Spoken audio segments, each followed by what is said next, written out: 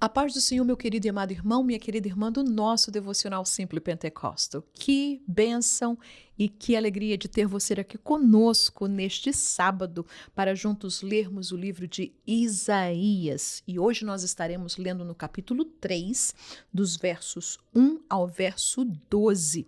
Palavra muito importante da parte do Senhor para Israel. Você vai lembrar que nós acabamos, de ler o livro de Jeremias e nós vimos toda aquela história, toda a jornada desde quando Deus começou a falar através da boca de Jeremias que Deus, haveria de levar o seu povo, Judá, Jerusalém, para o cativeiro da Babilônia. Nós vimos, e lemos todos aqueles capítulos e sofremos junto com Jeremias de ver tudo que aconteceu.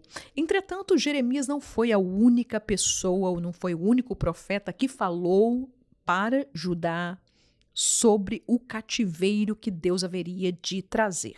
Nós sabemos que Isaías foi um profeta posterior a Jeremias e por causa disso, os tempos em que ele teve o seu ministério profético, que abrangiu 4 reis de Judá, sendo um deles o rei Ezequias, que foi um rei maravilhoso, usado por Deus, e nós vamos ver que mesmo assim, no meio desses 4 reinados, Deus falou através da boca deste servo do Senhor sobre o problema e sobre o pecado e sobre a situação deste povo. Nós vimos no capítulo 1 de Isaías a radiografia do que Deus estava vendo sobre o seu povo. E é claro, nós vamos dar continuidade hoje no capítulo 3 e nós vamos ver, como Deus estava triste, como Deus estava vendo o seu povo, principalmente porque as palavras, a língua, as obras, aquilo que as pessoas pronunciavam e aquilo que as pessoas faziam estavam irritando os olhos da santidade de Deus. Portanto, vamos ler a palavra do Senhor, se você a tem. Abra comigo para nós lermos juntos a palavra do Senhor. E diz assim: porque eis que o Senhor, Deus dos exércitos, tirará de Jerusalém e de Judá o bordão e o cajado, todo o sustento de pão e toda a sede de água. Deus está dizendo e começa neste capítulo trazendo, uma ameaça para aquele povo, dizendo para ele, porque eis que o Senhor, esta expressão, porque eis que o Senhor, você já pode imaginar que o que vem depois é Deus falando, trazendo uma palavra e trazendo advertindo de um juízo que cairia sobre o seu povo. E ele disse que ele tiraria de Jerusalém, de Judá, o sustento de pão e toda a sede de água, ou seja, os elementos essenciais para a sobrevivência de um povo, das pessoas, Deus haveria de tirar. E ele disse, 11 tipos de líderes, nos versículos 2 e o 3, que Deus está acusando. Ele diz, o valente, e o soldado, e o juiz, e o profeta, e o adivinho, e o ancião, o capitão de 50, e o respeitável, e o conselheiro, e o sábio entre os artífices, e o eloquente. E dar-lhe-ei jovens por príncipes, e crianças governarão sobre eles. E o povo será oprimido. Um será contra o outro, e cada um contra o seu próximo. O menino se atreverá contra o ancião e o vil contra o nobre. Ou seja, haveria de haver uma contenda, haveria de as pessoas, por causa de toda esta confusão, de toda esta miséria, de toda esta situação devido ao pecado do povo, que uns seriam contra os outros. Deus mostra ali a miséria, ou seja, a pobreza, como as pessoas ficariam sem ter uma liderança. E então Deus ele disse, o povo será oprimido, um será contra o outro e cada um contra o seu próximo. E o menino se atreverá contra o ancião e o viu contra o nobre, ou seja, as pessoas, aqueles que eram anciãos de Israel, que eram conselheiros até mesmo de reis, a Bíblia nos fala de que as pessoas jovens haveriam de contradizer, que haveriam de ir contra a palavra dessas pessoas que tinham um certo respeito na sociedade judaica. E ele continua dizendo: quando algum for ter com seu irmão a casa de seu pai, dizendo: tu tens roupa, sê nosso príncipe e toma sob a tua mão esta ruína. Você pode imaginar a situação, a pobreza, e se você ler o livro de Lamentações de Jeremias, você vai ver exatamente a situação precária de pobreza, de miséria, de fome, de peste que aconteceu em Judá, em Jerusalém, por causa do pecado do povo. E Deus está dizendo: uma pessoa que tiver uma roupa, uma pessoa que está se vestindo melhorzinho, as pessoas vão dizer: por favor, reina sobre nós. Porque esta era a condição do país. E ele disse: naquele dia levantará este a voz dizendo: não posso ser médico, nem tampouco há em minha casa pão ou veste alguma. Não me ponhais por príncipe do povo. Versículo 8.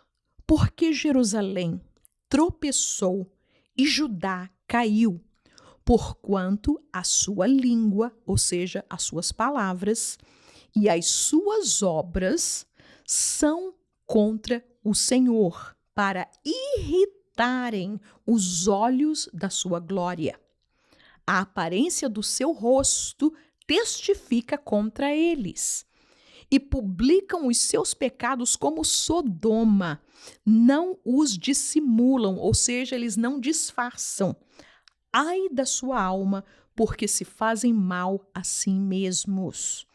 Irmãos, nós vamos dar uma paradinha aqui e nós vamos ver qual era a situação deplorável do povo de Deus. Não era do mundo, não era gentios, não eram pagãos, era do povo de Deus. A ponto de Deus dizer: olha, a aparência do rosto dessas pessoas testifica contra eles. Ou seja, o pecado em que eles estavam envolvidos, as coisas que eles faziam, as obras que eles faziam, não somente irritavam a Deus, mas tudo isso, Deus diz, testifica contra eles. Ou seja, o lado de fora testificava o que estava do lado de dentro. Ele diz: e publicam os seus pecados como Sodoma. Não os dissimulam, não disfarçam. Estão pecando abertamente e não querem saber.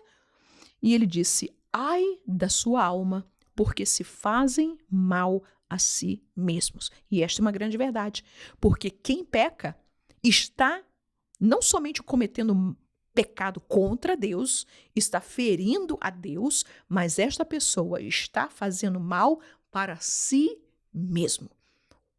No nosso coloquial, está cavando a sua própria cova.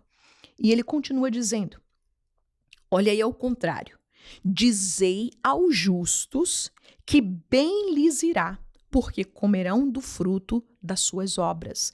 Que coisa linda de saber que mesmo no meio de tudo aquilo que estava acontecendo, no meio de Judá, no meio em Jerusalém, com todos estes líderes, sem dizer do sacerdote, sem dizer do rei, isso era as pessoas que estavam ali entre o povo. E nós vamos ver que mesmo no meio de tudo isso, Deus está dizendo para os justos, porque havia um punhado, havia um remanescente, havia pessoas que estavam lutando para poder fazer as coisas certas. E Deus diz: dizei aos justos que bem lhes irá, porque comerão do fruto das suas obras. Aleluia! E é aquela mesma palavra que Paulo ele escreve aos Filipenses, capítulo 2, versículo 15, dizendo: para que sejais irrepreensíveis e sinceros filhos de Deus, inculpáveis no meio de uma geração, o quê? Corrompida, perversa, Entre a qual resplandeceis como astros no mundo. Portanto, é a mesma palavra que Deus está dizendo para aqueles que eram fiéis, para aqueles que estavam buscando ser abençoados e obedecer a palavra de Deus, e Deus está dizendo: dizei a estes que eles comerão do fruto das suas obras. E ele disse: ai do ímpio, mal lhe irá, porque a recompensa das suas mãos se lhe dará. Os opressores do meu povo, olha aí, os opressores do meu povo são crianças e mulheres, estão à testa do seu governo. Ah, povo meu, os que te guiam, te enganam e destroem o caminho das tuas veredas. Deus está dizendo para este povo: vocês estão caminhando, vocês estão andando. E no percurso deste livro nós vamos ver o pecado dessas pessoas. E Deus está dizendo: estes que estão te guiando, esses que estão dizendo é por aqui o caminho, olha, façam isso, olha, sigam aqui, façam isso, não tem problema, nós somos juiz, nós somos soldados, nós somos capitães, nós somos, não é, ancião, nós somos juiz, nós somos, não é, conselheiros, somos sábios, somos eloquentes. E Deus está dizendo: aqueles que estão te guiando por aí, eles estão te enganando, estão te destruindo o caminho das tuas veredas. Seria diferente no dia de hoje? Será que é isso que a gente vê quando nós passamos os olhos no arraial das igrejas, dos santos, dos crentes? Será que nós estamos vendo esta postura? Entretanto, a parte daqueles que lideram, que guiam, que fazem o que for, porque Deus irá, cada um deles irão prestar conta a Deus. Duas coisas importantes, como filhos de Deus, nós devemos ter em conta, porque Deus não estava falando somente para líderes, Deus estava falando para o povo.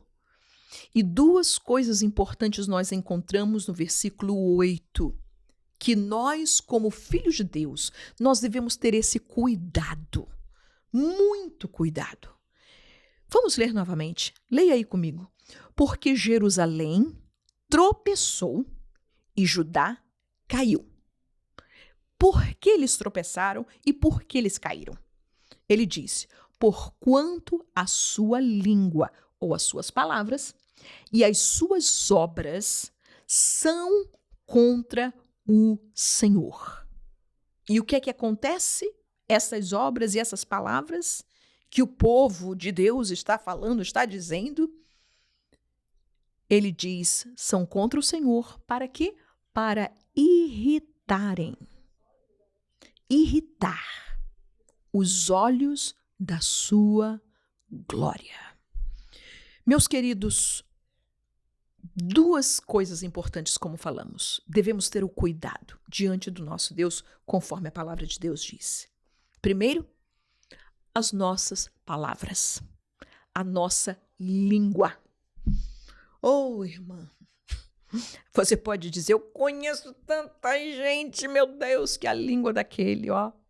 Tem gente até que diz: a língua vai, quando morrer, vai num caixão de separado de tanto problema, tanta essa língua aqui, né? E a Bíblia já fala isso. Se nós vermos lá em Tiago, capítulo 3, versículos 5 e 6, né? Ele diz: é um pequeno membro do nosso corpo e gloria-se de grandes coisas. Oh, olha aí. Que tipo de língua irrita a Deus? Pense aí com você. Para mim, eu creio que a primeira coisa que irrita a Deus é uma língua mentirosa. A língua que não fala a verdade. Por quê, irmãos? Porque nós sabemos que Deus é verdade e que o diabo, ele é o pai da mentira. Então, se o crente que já foi salvo, transformado pelo Senhor, se este crente é tentado a falar mentiras, viver uma vida mentindo, irmã, mas eu caí assim, olha, foi Não estamos falando sobre isso. Nós estamos falando sobre a pessoa, porque é isso que a Bíblia diz. Que fez tropeçar, fez cair, porquanto, ou seja, a vida da pessoa era uma língua mentirosa. Será que existe isso nos nossos dias? Sim.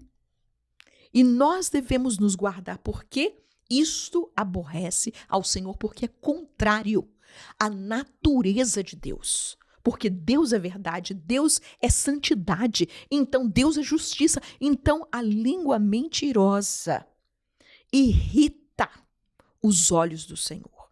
Que segunda língua ou palavras que nós devemos ter cuidado como crentes? A língua falsa. Aquela que lisonjeia, aquela, oi, irmãos, você tá tão lindo hoje, mas por dentro, ai, que coisa mais feia. Ai, irmãos, olha que maravilhoso, que obra linda, que isso, que aquilo. Mas lá dentro no coração está dizendo, que horror. Ou, às vezes, não é dentro do coração, o pior ainda, é que a pessoa sai para a outra. Viu aquele irmão? Viu aquela irmã? Viu o que ele fez? Olha como ele é, olha como ela é. Ele é assim, ele é assado. Meus queridos, não nos esqueçamos, se nós fomos salvos, nós fazemos parte da Igreja de Jesus. Somos vários membros. E como eu vou chegar, olha, esse meu dedo mindinho, você é um desgraçado, você é isso, você é aquilo, você não presta. Não, irmãos, é meu corpo. Por mais ruinzinho, feinho que seja esse dedo mindinho, é meu corpo. Eu não vou fazer mal. E como nós usaríamos a nossa língua, que, como diz Tiago, essa mesma língua que você dá glória a Deus, aleluia, que fala, e até língua estranha. Olha, irmão, eu profetizo sobre você. E no outro lado, a língua está maldizendo. De que fonte você pertence? De que fonte pertence esta pessoa? Porque Jesus diz em Tiago, uma fonte não pode brotar 2 tipos de água. Ou você brota água doce ou é salgada. E então, testemunhas, palavras falsas. Não somente contra o irmão, não somente contra as pessoas. E isso não quer dizer que, não, eu não falo do crente. Mas você também não pode falar do ímpio. Este não é o nosso lugar. Nós não fomos chamados para maldizer, para pronunciar palavras falsas. Não somente contra o homem, mas contra Deus. Quantas vezes nós podemos ser tentados a pronunciar palavras falsas a Deus? Ai, Deus, Tu és tudo para mim, Tu és aquele que me guia, Tu és aquele que faz. Mas quando chega na hora de Deus dizer, de Deus guiar, nós procuramos outras maneiras, outros meios de guiar as nossas vidas. Não condiz, irmãos. Palavra mentirosa, língua falsa, língua impura, língua indecente. Irmãos, irrita os olhos do Senhor porque Ele é um Deus santo. Você pode imaginar se Jesus estivesse no nosso meio, se Ele estaria junto com você, junto comigo, ouvindo aquelas historiazinhas, as piadinhas, as palavras indecorosas, as palavras indecentes. Não é somente o que a gente vê, não, o que a gente fala também. Será que, hoje é tão, meu Deus, às vezes eu vejo crente que solta uma palavrão, eu digo, irmão, o que é isso? Aonde que nós estamos? Somos crentes ou não somos? A nossa boca tem que estar purificada pelo sangue de Jesus. Não é somente o nosso coração, a nossa língua, porque aquilo que eu falo, a Bíblia diz em Provérbios 18, 21, a morte e a vida estão no poder da língua. no poder das suas palavras. Ou seja, aquilo que nós estamos falando, será que nós estamos matando o nosso irmão? Será que nós estamos ferindo o nosso irmão com a nossa palavra, com a nossa língua? E lembre-se, meus queridos, uma palavra proferida não tem como você trazê-la de volta. Não tem. É como você tomar um saco cheio de penas num dia de ventania, de muito vento, jogar aquelas penas para o ar e querer trazê-las todas de volta para você. É impossível. Provérbios 15:4 nos diz: língua saudável é árvore de vida, mas a perversidade nela quebranta o espírito. Será que aquilo que nós estamos falando está edificando, meu irmão? Irmão, se não for edificar, fique calado. Fique calado, irmã Vânia. A Bíblia, Provérbios nos ensina isso. Que aquele que muito abre a sua boca, irmãos, mete em problema. Não é sábio. A Bíblia diz que até o tolo, quando não fala muito, se passa por sábio. Então que nós tenhamos a sabedoria e nós tenhamos o temor de Deus. E esta palavra é para mim. Eu não estou falando, pregando para você, pregando para outro. Não, é para mim. Senhor, tem misericórdia. Ajuda-me a saber o que falar, como falar, Senhor, para que em nenhum lugar, nenhum dia, as minhas palavras proferidas, seja pela minha boca, pelo meu coração ou na minha mente, ela possa vir contra o Senhor para irritar ao nosso Deus. Mas ele disse que não é somente a língua, é também a nossa obra.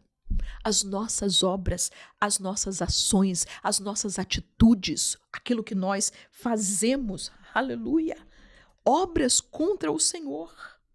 Tiago 4,17, ele nos diz: aquele, pois, que sabe fazer o bem, mas não o faz, comete pecado. Assim que Deus ele nos chamou, nós sabemos. E sabe por que é pecado? Porque o versículo diz muito claro: aquele, pois, que sabe. Você tem consciência do que é que tem que ser feito, como tem que ser feito, do que é certo, do que é errado. E se você não faz, você está cometendo pecado. A Bíblia nos diz, em Gálatas 5:16-24, mostra-nos uma lista enorme das obras da carne. Irmãos, leia devagarzinho cada um daqueles versículos. Se você não sabe o significado de cada uma daquelas palavras, porque às vezes é um pouquinho complicado, né? Vá lá no dicionário, já que a gente tem o Google, né? Veja lá o que é. E examinemo-nos a nós mesmos. Senhor, que tipo de obras nós estamos fazendo? Será que as minhas obras estão edificando a obra de Deus, o reino de Deus, ao meu irmão, à minha igreja, à minha família? Porque é muito fácil, meus queridos, eu digo por mim mesmo. Muitas vezes a gente pode se irritar, a gente pode ficar, né? A gente amanheceu do lado errado da cama e a gente diz: olha, hoje não me toque, porque eu tô, né? Hoje eu tô na carne. Que negócio é esse? Não, o crente tem que estar no espírito. Mas saibamos que as nossas obras e as nossas palavras, elas pesam diante de Deus e os seus olhos estão vendo a cada uma delas. E será que elas é contra o nosso Deus? E será que estão irritando ao Senhor, a sua santidade? Diz: não, aqui não, isso não. Ou será que Deus está dizendo como aqueles justos: bem lhes irá, porque comerão do fruto das suas obras. Aleluia. Onde é que as nossas obras estão pesando? Aonde está a prioridade das nossas obras? Ponha na balança. Ponha na balança. Para onde é que está pendendo mais as suas obras? Para o reino de Deus, para o reino da luz, para o reino daquele que é todo-poderoso? Ou será que está pendendo mais para o mundo? Ou será que está pendendo mais para as coisas injustas, as coisas que não agradam a Deus? Cabe a nós pesarmos as nossas obras e as nossas palavras diante do nosso Deus. Aleluia. E como, irmã Vânia, eu posso evitar tudo isso? Está claro em Gálatas, capítulo 5. Ele disse: andai em espírito e não cumprireis as concupiscências da carne. Não cumprireis as obras da carne. Não cumprireis as palavras da carne. Aleluia. Que o Senhor Jesus te abençoe. Estamos no sábado, amanhã teremos cultos em nossas igrejas. Que nós possamos chegar diante do Senhor com o coração puro, com mãos limpas diante dele, aleluia.